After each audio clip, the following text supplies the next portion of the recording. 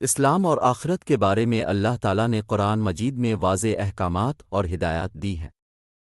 اسلام ایک مکمل ضابطہ حیات ہے جو انسان کو دنیا اور آخرت دونوں میں کامیابی کی راہ دکھاتا ہے۔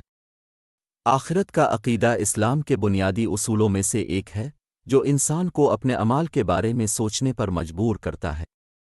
اللہ تعالیٰ نے قرآن مجید میں فرمایا، سورۃ الانعام آیت 32، ترجمہ: اور دنیا کی زندگی تو صرف کھیل اور تماشا ہے، اور آخرت کا گھر پرہیزگاروں کے لیے بہتر ہے۔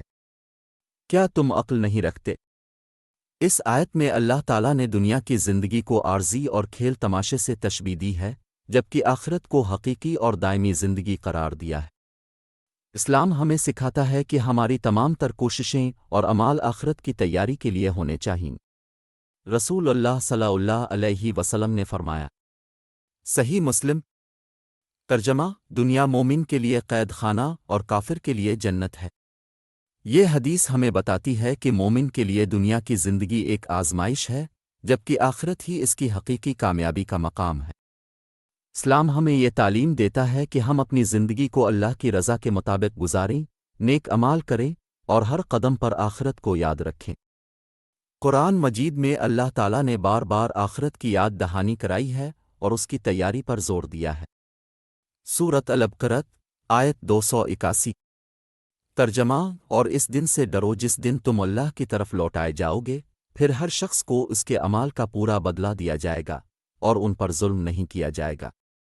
اسلام میں آخرت کا عقیدہ انسان کو اس بات پر آمادہ کرتا ہے کہ وہ اپنی زندگی کو اللہ کے احکامات کے مطابق گزارے، نیکیوں کی طرف راغب ہو اور برائیوں سے بچے۔ آخرت کا دن وہ دن ہوگا جب ہر شخص کو اس کے اعمال کا حساب دینا ہوگا، اور یہی وہ دن ہے جس کی تیاری ہر مسلمان کو کرنی چاہیے۔ اسلام ہمیں یہ بھی سکھاتا ہے کہ ہم اپنے اعمال کو خالص اللہ کی رضا کے لیے کریں۔ صحیح بخاری، ترجمہ: اعمال کا دار و مدار نیتوں پر ہے۔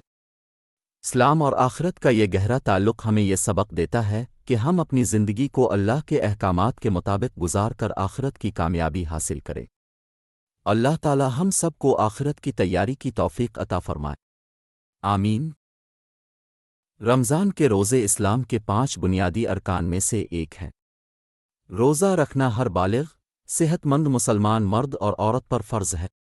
رمضان کا مہینہ نہایت برکتوں والا اور رحمتوں کا مہینہ ہے، جس میں اللہ تعالیٰ اپنے بندوں کو خصوصی رحمت اور مغفرت عطا فرماتے ہیں۔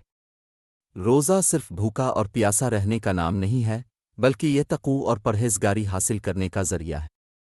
روزے کے ذریعے انسان اپنے نفس کو قابو میں رکھتا ہے، برائیوں سے بچتا ہے اور نیکیوں کی طرف راغب ہوتا ہے۔ روزہ انسان کو صبر، شکر اور اللہ کی رضا کے لیے قربانی کا جذبہ سکھاتا ہے۔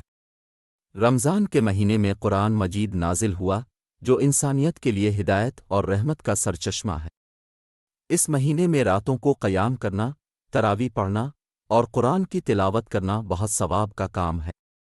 رسول اللہ صلی اللہ علیہ وسلم نے فرمایا، جس نے ایمان اور احتساب کے ساتھ رمضان کے روزے رکھے، اس کے پچھلے تمام گناہ معاف کر دیے جاتے ہیں۔ روزہ انسان کو دوسروں کی تکلیف کا احساس دلاتا ہے۔ جب ہم بھوک اور پیاس محسوس کرتے ہیں تو ہمیں غریبوں اور ضرورت مندوں کی حالت کا اندازہ ہوتا ہے۔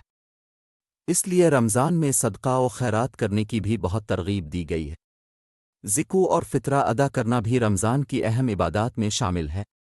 رمضان کا مہینہ ہمیں یہ سبق دیتا ہے کہ ہم اپنی زندگی کو اللہ کے احکامات کے مطابق گزاریں، نیکیوں کی طرف راغب ہوں اور برائیوں سے بچیں۔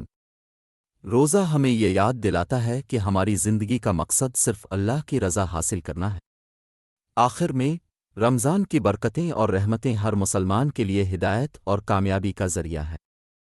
اللہ تعالی ہم سب کو رمضان کے روزے رکھنے کی توفیق عطا فرمائے، ہمارے گناہوں کو معاف فرمائے اور ہمیں جنت الفردوس میں داخل ہونے کی سعادت عطا فرمائے، آمین۔